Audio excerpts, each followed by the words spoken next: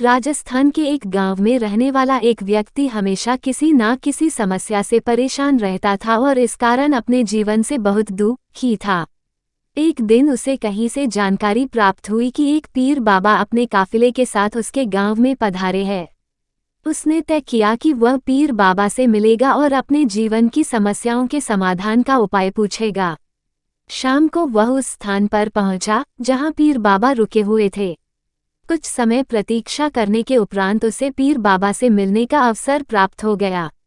वह उन्हें प्रणाम कर बोला, बाबा, मैं अपने जीवन में एक के बाद एक आ रही समस्याओं से बहुत परेशान हूँ। एक से छुटकारा मिलता नहीं कि दूसरी सामने खड़ी हो जाती है। घर की समस्या, काम की समस्या, स्वास्थ्य की समस्या और जाने कितनी ही समस्याएं। ऐसा लगता है कि मेरा पूरा जीवन समस्याओं से घिरा हुआ है। कृपा करके कुछ ऐसा उपाय बताएं कि मेरे जीवन की सारी समस्याएं खत्म हो जाए और मैं शांतिपूर्ण और खुशहाल जीवन जी सकूं। Greater than. उसकी पूरी बात सुनने के बाद पीर बाबा मुस्कुराए और बोले, बेटा, मैं तुम्हारी समस्या समझ गया हूँ। उन्हें हल करने के उपाय मैं तुम्हें कल बताऊंगा। इस बीच तुम मेरा एक छोटा सा काम कर दो। व्यक्ति तैयार हो गया। पीर बाबा बोले, बेटा, मेरे काफिले में 100 ऊंट है। मैं चाहता हूँ कि आज रात तुम उनकी रखवाली करो। जब सभी 100 ऊंट बैठ जाएं, तब तुम सो जाना। ये कहकर पीर बाबा अपने तंबू में सोने चले गए। व्यक्ति ऊंटों की देखभाल करने चला गया। अगली सुबह पीर बाबा ने उसे बुलाकर पूछा, बेटा, तुम्हें रात को नींद तो अच्छी आई ना?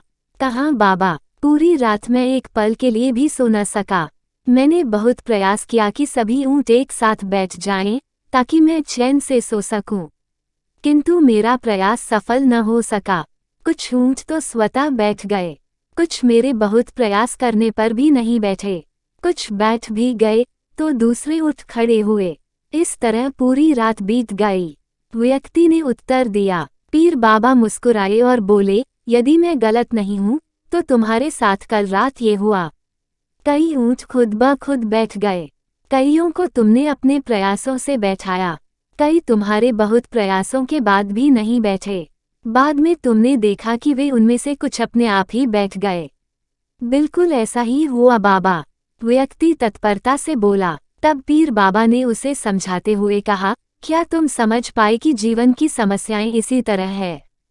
कुछ समस्याएं अपने आप ही हल हो जाती हैं, कुछ प्रयास करने के बाद हल होती है, कुछ प्रयास करने के बाद भी हल नहीं होती। उन समस्याओं को समय पर छोड़ दो। सही समय आने पर वे अपने आप ही हल हो जाएंगी।